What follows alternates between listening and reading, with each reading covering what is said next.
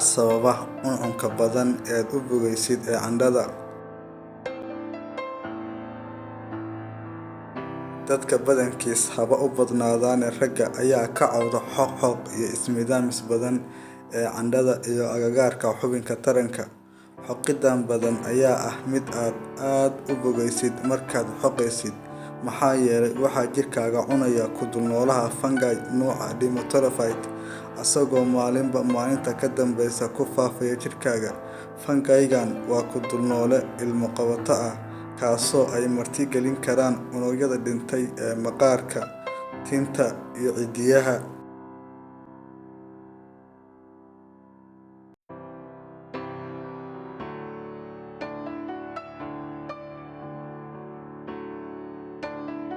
Fungi-gan alaaba wuxuu ku dhashaa dadka ka dhidida laalaabyada candhada, dadka aan iska beddelin hoos-gashiga, nigiska ama buumaha, isla xirashada dharka, iyo inuu ka soo raaco xoolo sida eyga,